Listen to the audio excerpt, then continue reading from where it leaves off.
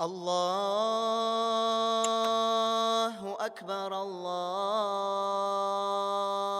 أكبر الله أكبر الله.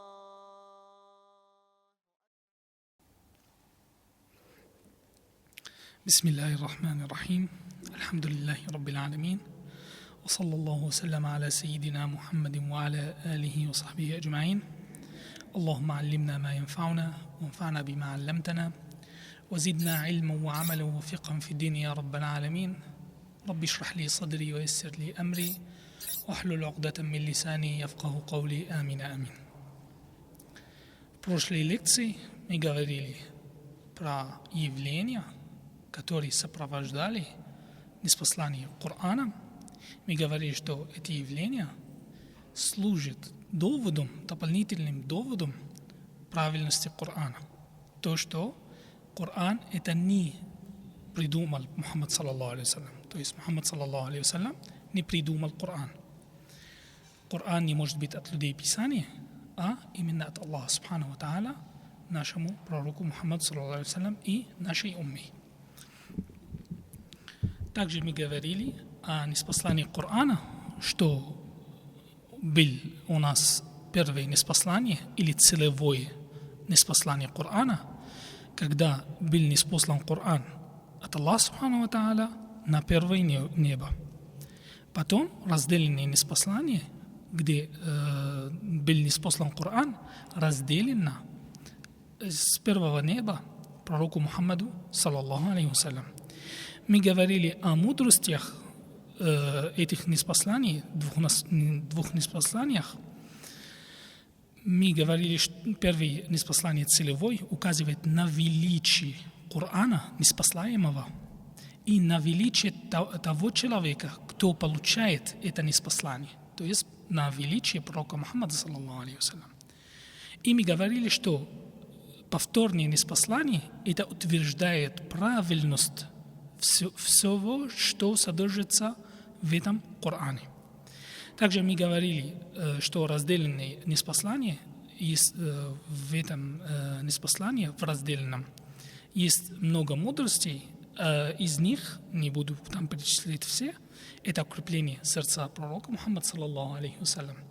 Это чтобы люди, и пророк Мухаммад саллаллаху алейхи вассалям, и люди, сподвижники, смогли понимать то, что ниспослалось, и заучивать тем более.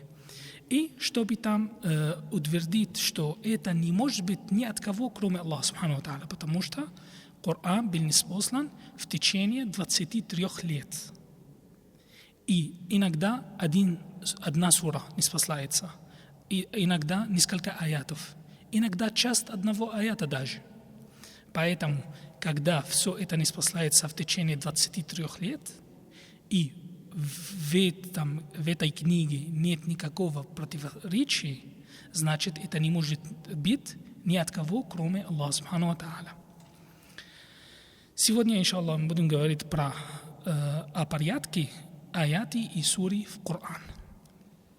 До этого надо знать, что такое аят, что такая сура. Ая или аят, ая в арабском языке значит знамение или знак. То есть знамение или знак. Назвали аят Корана таким образом, потому что это довод, это знамение на то, что это от Аллаха субхану ва тааля.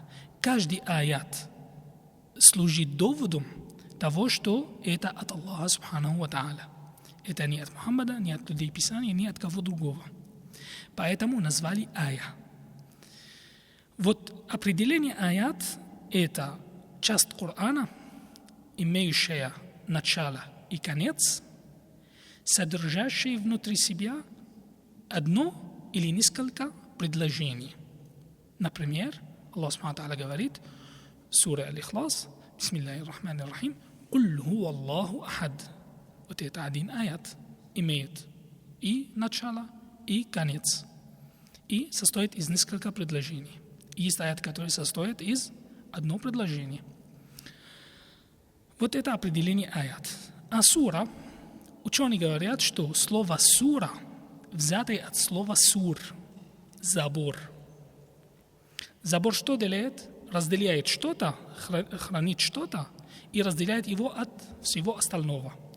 Также сура содержит несколько аятов и отделяет эти аяты от остальных сур. Поэтому и назвали суру таким образом. Сура. Есть другое значение, которое поменьше приходит в арабском языке. Сура – это от высокое место. То есть каждая сура из Корана занимает высокое место. Почему? Потому что это слова Аллаха Субхану ва Тааля. Поэтому оба значения подходят. Или забор, или высокое место. Теперь, до того, как мы говорим о порядке, в чем мудрость? Почему Аллах Субхану ва Тааля разделил Коран на несколько сур и на аяты? Почему не целиком, все вместе? Во-первых, Аллах Субхану ва Тааля не спаслал Коран второй раз разделенно. Поэтому это помогает, чтобы сохранилось Коран, чтобы осталось, как Аллах Субхану ва Тааля хочет. Во-вторых, нам достаточно представить Коран без определения места аятов и без знания, где начинается сура, где заканчивается. Представляем от сура Аль-Фатиха до сура Ан-Нас без аятов, без сур. Как будет Коран? Легко его читать будет? Вряд ли. Легко его запомнить? Нет. Если он все как одно предложение будет, без разделов, это будет очень сложно. Во-первых, читать, во-вторых, заучивать. Например, иногда мы читаем Коран, мы идем к какому-то делу, или мы отдыхаем чуть-чуть. Мы знаем, где остановились. Например, я остановился, сура Ниса, аят 20. Когда я хочу продолжить читать, где я остановился, где я остановился, вот я могу открывать мусхаф на суру Ан-Ниса, аят 20, и продолжаю оттуда. А если там не были аяты и сур, что мы могли сделать? Как мы будем запомнить, где мы остановились, чтобы отдыхать, чтобы там работать, чтобы я не знаю еще что? Мы будем читать Коран от начала до конца, это невозможно. В одном маджлисе невозможно читать Коран, очень сложно. Это можно, конечно, но очень сложно. Поэтому это облегчение от Аллаха Субхану ва Тааля. Это тоже важно знать о аяте и о разделении аят и сур. Также разделение аят друг от друга и сур дает красоту Корану. То есть, когда мы смотрим на Коран, на разные суры, есть суры, которые очень длинные суры. Есть короткие суры. Есть суры, которые заканчиваются на ун-ин, например, сура Аль-Бакара, например, ذلك الكتاب لا ريب فيه هدى للمتقين ومما رزقناهم ينفقون وبالآخرة هم يوقنون وأولئك هم المفلحون. Вот это конец аят такой. Есть другие суры, как, например, сура Аль-Кахф. عوجا ويبشر من الذين يعملون الصالحات أن لهم أجرا حسنا ماكثين فيه أبدا. Есть другие суры, которые заканчиваются другим образом. Например, сура Ад-Духа والضحى والليل إذا سجى. Есть другие суры, как сура Марьям. حيا وأوصاني بالصلاة والزكاة ما دمت حيا وبرا بوالدتي ولم يجعلني جبارا شقيا. Значит, вот это разнообразие в конце каждой суры, каждого аята дает красоту. То есть Коран – это не один свет. Это разные виды. Хотя все это слова Аллаха Субхану ва Тааля, но есть что-то отличающее. В каждой суре находим что-то, отличает эту суру от других сур. Это дает красоту Корану. Также мы видим, какие-то суры говорят об одной теме. Например, сура Ихлас, Аль-Ихлас, Куль хуа Аллаху ахад, говорит об Аллахе, о качествах Аллаха Субхану ва Тааля. Например, другие суры, сура Зальзала, говорит о судный день, о судном дне. Например, сура Аль-Хумаза говорит о грехах и какие наказания будут в судный день. Поэтому есть суры, которые обсудили одну тему, и там разные темы. Это тоже дает красоту Коран, чтобы нам не надоело. Поэтому, когда мы говорили в первые уроки, что насколько мы повторяем Коран, насколько мы будем наслаждаться побольше, не меньше. Не как обычные книги, когда мы читаем один раз, второй, третий, уже все, надоело. А Коран мы читаем, и он еще красивее, еще сладко его читать. Это от Аллаха Субхану ва Тааля. Это подарок тому, кто читает Коран постоянно и повторяет его. И, как мы сказали, что это облегчает, то есть разделить аяты и сури друг от друга, это облегчает чтение и заучивание. Например, все учители Коран советуют мальчиков, чтобы они там начали изучать или заучивать Коран с конца Корана, не сначала. Почему? Потому что если вы спросите этого мальчика, сколько сур выучил, он скажет, 3 сур я выучил. Это у него, например, он сколько выучил на самом деле? 1 страницу. Сура Ихлас, Фалак, Нас. Но у него в голове это 3 целые сури. Он выучил.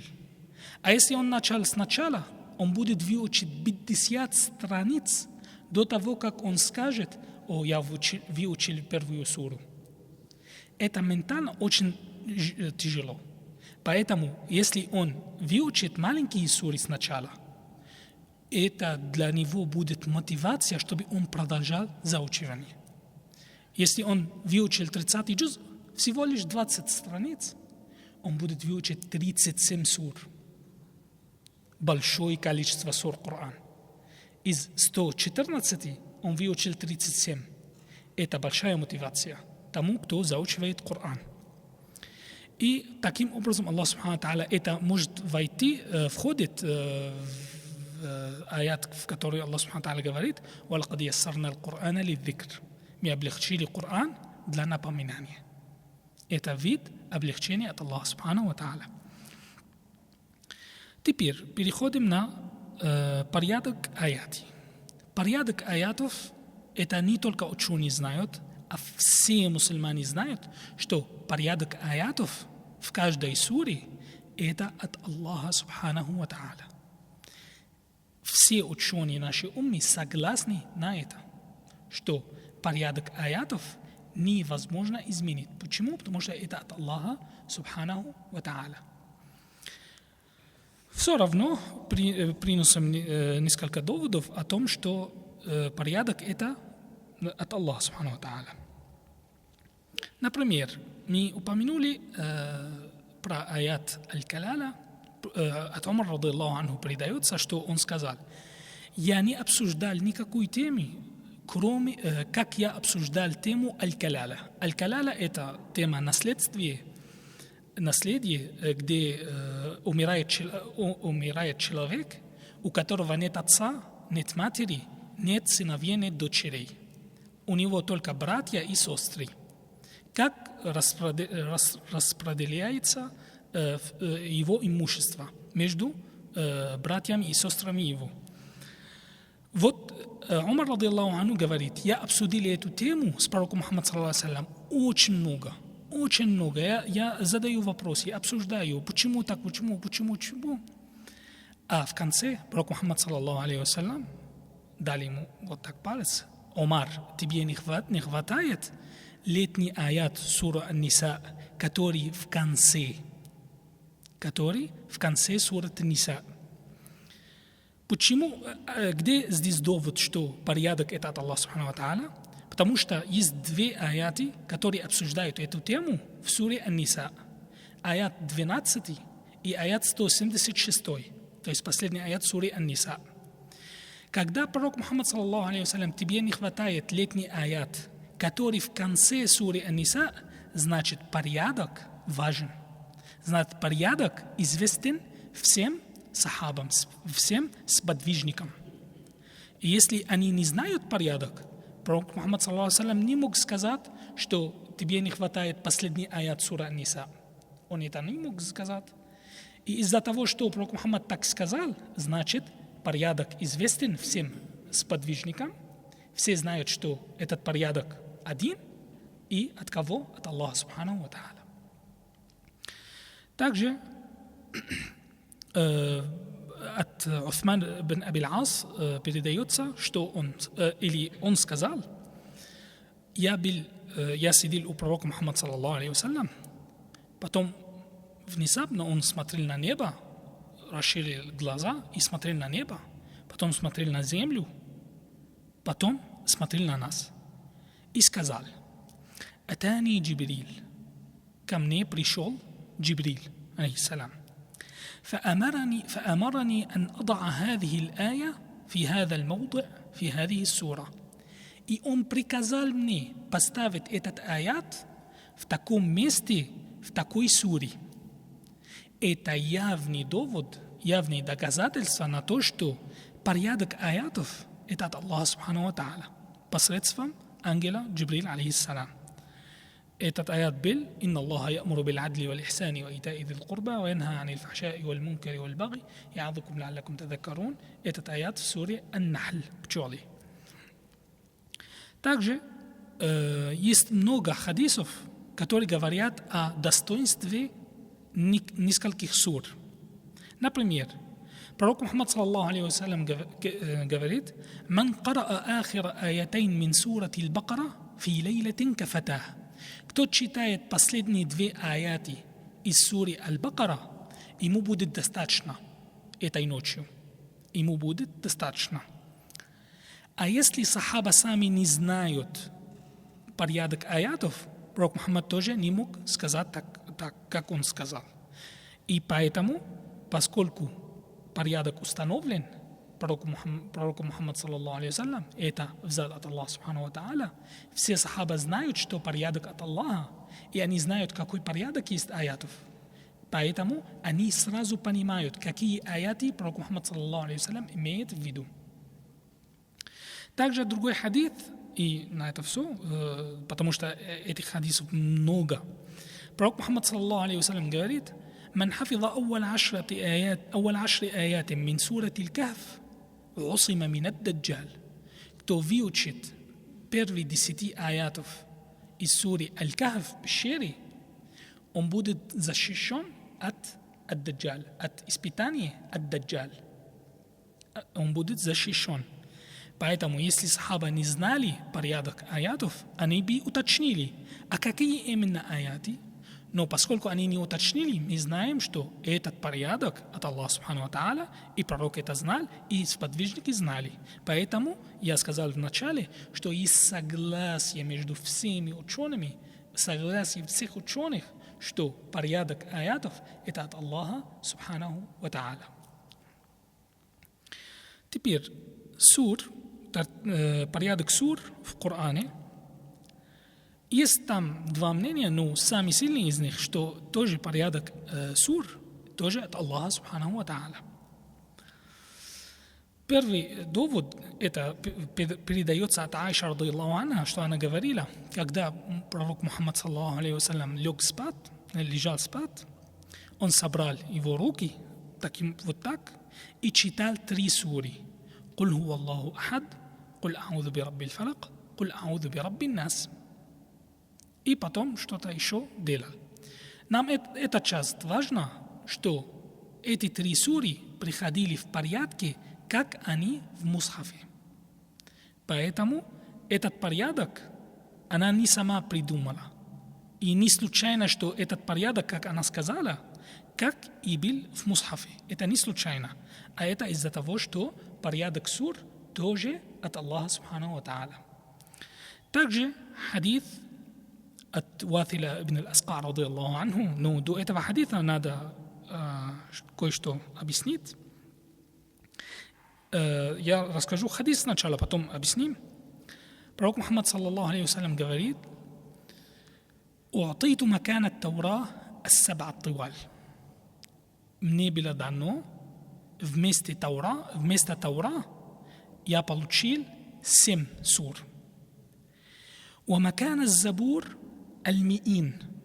И вместо Забур я получил суры, которые называются Аль-Миин. И вместо Аль-Инджил я получил, или мне было дано, Аль-Маthani, так скажем, вторые или двойные так скажем. Сейчас, иншаллах, объясним, что это такое аль-маthani. وَفُضِّلْتُ بِالْمُفَصَّلِ. И мне, кроме этого всего, мне лишь только мне было дано аль-муфассал, разделенный сури. Теперь, что такое саб'у тивал, что такое миин, что такое маthani и что такое аль-муфассал. Такой порядок установлен в Коран, что первые 7 сур, кроме Фатиха, конечно, называется саб'у тивал. 7 длинных сур. 7 длинных сур. Почему? Потому что вы знаете, сура Бакара сколько страниц? 50. Сколько аятов? 286 аятов. Самая длинная сура. И там продолжается Аль-Имран, Ниса и так далее. 7 сур, первые, это самые длинные суры в Коране. Поэтому их называют 7 длинных сур. Ас-саб'у тивал. 7 длинных. Потом по порядку идет аль-миин, то есть от слова 100. Миин, то есть сури, состоящие из 100 аятов плюс-минус, так скажем. Там 110, 111 и так далее. Вот эта вторая группа сур идет после длинных сур. Потом идет аль-маthani, вторых сур. Это сур, которые меньше 100, и они приходят после сури, которые миин. То есть они на второй степени после миин. Поэтому их называют аль-маthani, то есть как вторичный, так сказать. Вторичный или на втором месте. То есть после миин идет вот эти сури, которые короче, чем 100 аятов. Это на второе место, первое место это миин. И в конце разделенные сури. Почему назвали разделенные? Это содержит короткие сури, начиная с сура Каф, потом 27-й джуз, Зарьят Тур-Наджм, и до конца Мусхафа. Почему назвали разделенные? Потому что в каждой суре там много разделено аятов. Много аятов, которые разделены. Например, в сура Аль-Бакара мы встречаем один аят, который на целую страницу. Аят ад-дайн, аят долга. А в конце Мусхафа при Аль-Муфассал разделенных сур мы встречаем в одну страницу 70-60 аятов в одной странице. Поэтому из-за того, что много разделов в этих сурах, поэтому назвали разделенные суры. Пророк Мухаммад саллаллаху алейхи вассалям сказал в таком порядке: «Утиту тивал, мне было дано длинных сур вместо Таура». Это первое, что идет. И это согласно порядку Мусхафа. Потом аль-миин, сури, состоящие из 100 аятов. Тоже это согласно порядку Мусхафа. Потом говорит про аль-маthani, вторичные сури. Это тоже идет по порядку после аль-миин. То есть как порядок Мусхаф у нас в руках. Потом идет аль-муфассал. И таким образом пророк Мухаммад саллаллаху алейхи ва саллям говорил про эти сури по порядку. Из-за этого мы знаем, что был установлен порядок этих сур в жизни пророка Мухаммада саллаллаху алейхи ва саллям. Это был от Аллаха субханаху ва тааля. Также один таби'i, Аус бин Аус, спросил сподвижников: как вы повторили Коран? Как вы разделили? Кейф хаззабтумул Коран? Как вы разделили Коран для повтора, для заучивания? Ответили сподвижники: 3, 5, 7, 9, 11, 13, все остальное. 7 частей. Что имеется в виду? Значит, на первый день повторили первые 3 суры: Бакара, Аль-Имран, Ниса. На второй день следующие 5 сур: Маида, Ан'ам, А'раф, Анфаль, Тауба. Потом 7: Юнис, Худ, Юсеф, Рад, Ибрахим, Хиджр, Нахл. Потом 9, потом 11. И в 6-й день 13 сур. В 7-й день все остальное от сура Каф до конца Мусхафа. Если не был установлен порядок Корана, они смогли так ответить, то сначала 3, потом 5, потом 7, потом 9, потом 11, потом 13. Нет, не могут. А он должен уточнить, какие первые 3 у вас. Как мусхаф или по-другому. Из-за того, что был установлен порядок, значит, они все знали, что это от Аллаха Субхану Тааля невозможно поменять, и поэтому он больше не уточнил. Потому что понятно, какие 3 суры идут в начале, Бакара, Аль-Имран, Ниса, какие там 5 сур потом идут, Маида, Ан'ам, Араф, Анфаль, Тауба и так далее, до конца мусхафа. Из-за этого всего мы знаем, что порядок это от Аллаха Субхану Тааля. И один, последний, то, что мы будем говорить о порядке сур, если посмотреть на суры, которые похожи в начале, они вместе собраны или они разделены по всему мусхафу. Например, берем сур, который начинается со словом «хамим». «Хамим». Их 7, они идут по порядку. От Гафир, Фусилат, Шура, Зухруф, Духан, Джатия, Ахкаф. Они все вместе. Берем другой, сури, который называется Тавасим, то есть который начинается с Тасин Мим или Тасин. Их всего 3. Сура Шуара начинается с Тасин Мим, потом Намл, Тасин, потом Аль-Касас, Тасин Мим. Вот сура Ан-Намл начинается Тасин только, не Тасин Мим. Поэтому если порядок сподвижники придумали, они бы поставили Шуара сначала, который начинается с Тасин Мим. Потом Касас, который Тасин Мим. Потом Ан-Намл, который Тасин начинается. Они Шуара, Намл, Тасин Мим, Тасин, Тасин Мим. Также суры, которые начинаются с Алиф-Лам Мим.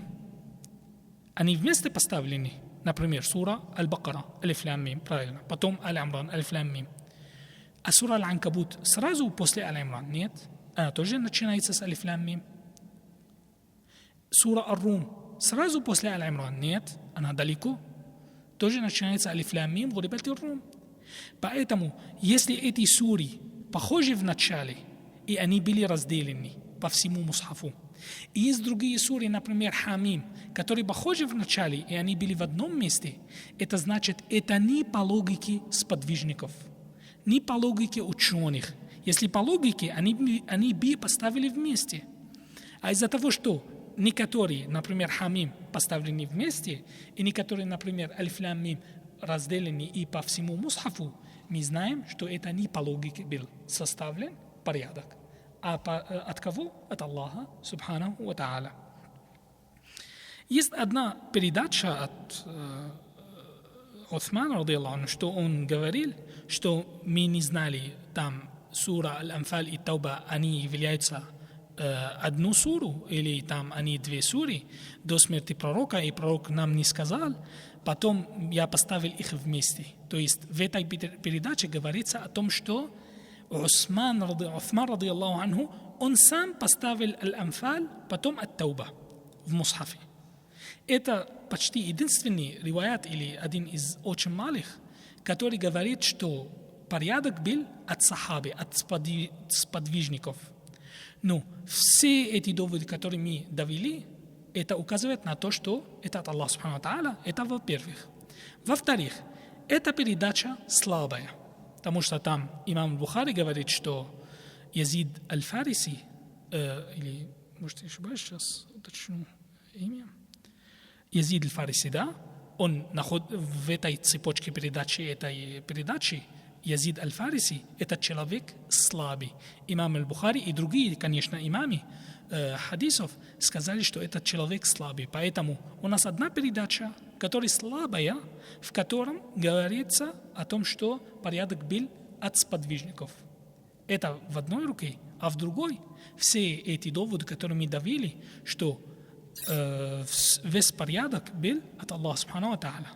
Поэтому установлено, что порядок аятов и порядок сур это от Аллаха Субханаху ва Тааля. На сегодня все. Джазакум Аллаху хайран. Субханак Аллахумма ва бихамдик. Нашхаду ан ла иляха илля ант. Настагфирука ва натубу илейк. Вальхамдулиллахи раббил алямин. الله أكبر الله أكبر الله